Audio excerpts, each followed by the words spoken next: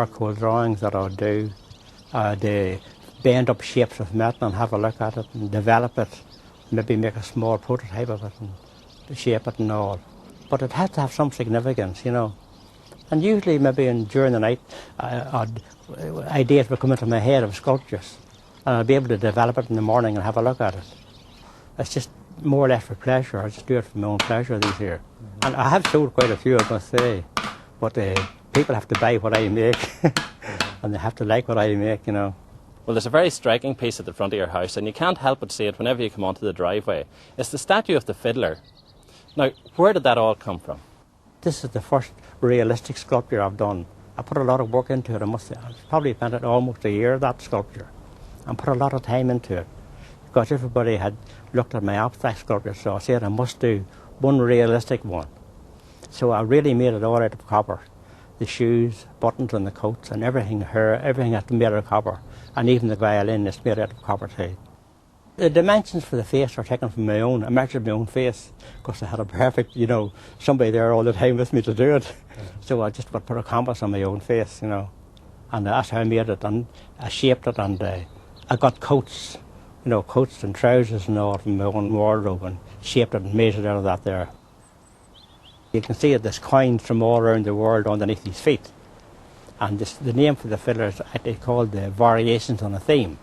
You know, and all the different things can happen. The sad part of the world too. This has been a professional violinist who has hit the drink probably, and now he's out busking on the streets. And he's still quite happy doing that. And the fact that there's different coins from around the world means it happens all over the world. Different things can happen in a person's life. The face on the statue of the fiddler is very similar to another piece. That's the head in the vice. Where did the similarities come from? Because during the time I was making that fiddler, you know, I made it in pieces, so I'd had the head screwed into the vice and putting the hair on it. And I said, I must sometime, if I get time, I'll do another one, because it appealed to me the way a head was screwed into the vice. And that particular one that you see with a little, like it's in a prison, it's a person screwed up in a vice, and I call it all screwed up inside. And I actually thought that there's so many people in the world are all screwed up, you know, they're just screwed up inside. You know, you hear people saying I'm all screwed up inside, don't seem to have any reason for living. And that's the reason I've done that.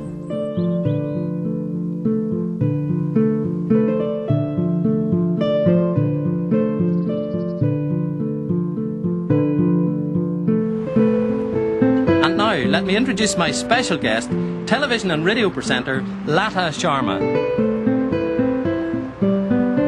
I started off when I was about 8, 10 and singing. I was trained in sort of Irish and classical music, which was very unusual for someone of my background, you know, coming from an Asian background doing that.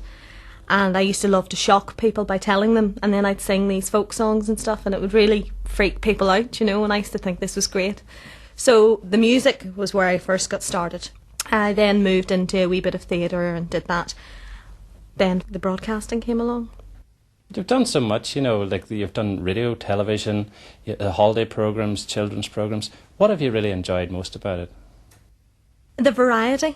I've loved doing the variety of work, and probably most people would say, oh, getting to do the holiday programme, brilliant job. It was a brilliant job, fantastic opportunity, and I got to travel to places that I know I would never have gone to before. Well, this is it, the moment I've been waiting for, although I have to confess I am a bit nervous about rising up 2,000 metres in a hot air balloon. Oh well, here goes nothing. Would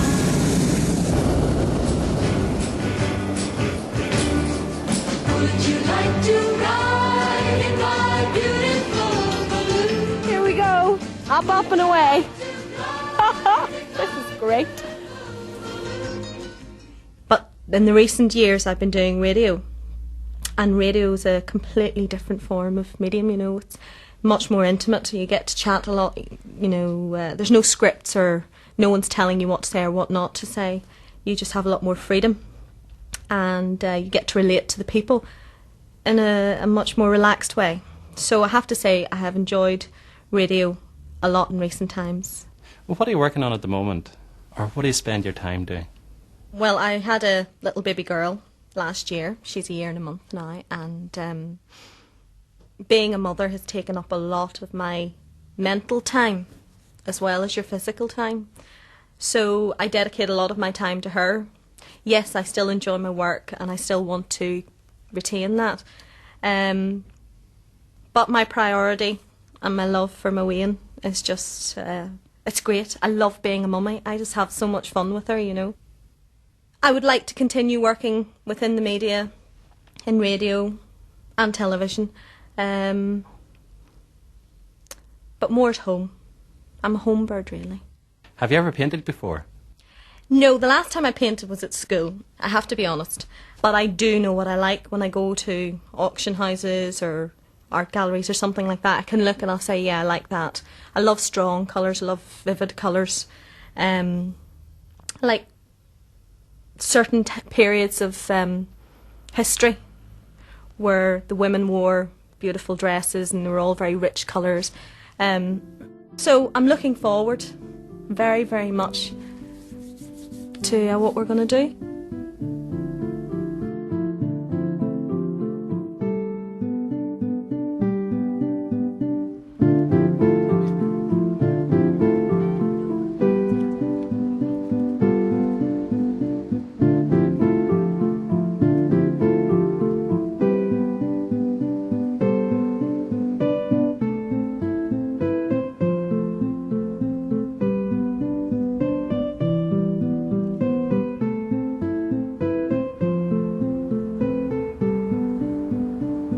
I love all the little bits of bric-a-brac. You know, you get the feeling you're on the continent with all the bright blues and pinks and beautiful colours that are around. The flowers are lovely as well.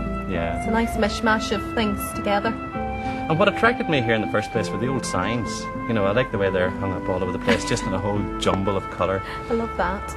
Yeah, the traffic lights. It's brilliant. Yeah, we'll not start until it goes green. You're right, okay. Yeah, Okay. but the first thing we're going to have to do is get a sketch down here, and it's going to be quite a complicated sketch because there are a lot of different angles. But in a way, that's what makes the painting interesting. You know, the varying heights of the roof and the windows and the doorways. But I think it's going to make a beautiful painting at the finish. I'm looking forward to it. Well, we'll make a start, so I'll hand the pencil to yourself, Lata. Okay. And what we're going to do is start with this nearest corner. So get that Right. placed first of all. Okay. And that's just a line down Just down there. here? Yeah. Do you tend to draw with like in one fell swoop, or do you do it in strokes like that? I would do it lightly first and then darken it, you know, whenever you're sure that you have it in the right place. Okay. That's quite good. You have good control over that.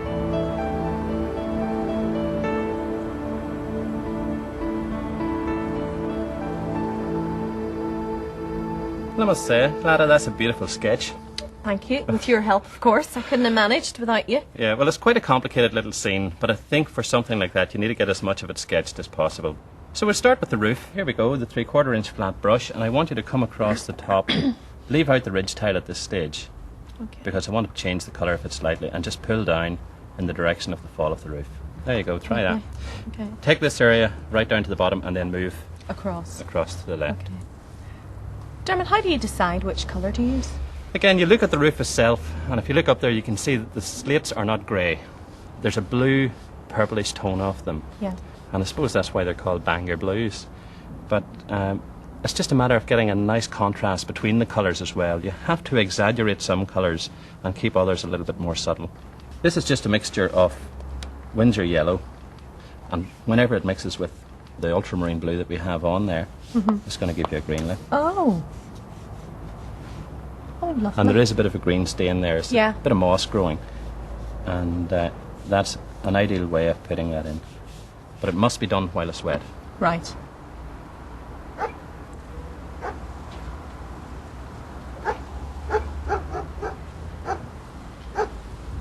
Now, while we're waiting on that to dry, Lata, we can move down below and put on this pink colour. There you go. So just take that brush, the number 8 brush, and fill around the shutters, because the shutters are blue. So we don't have to paint those, and cut around that little sign. So off you go.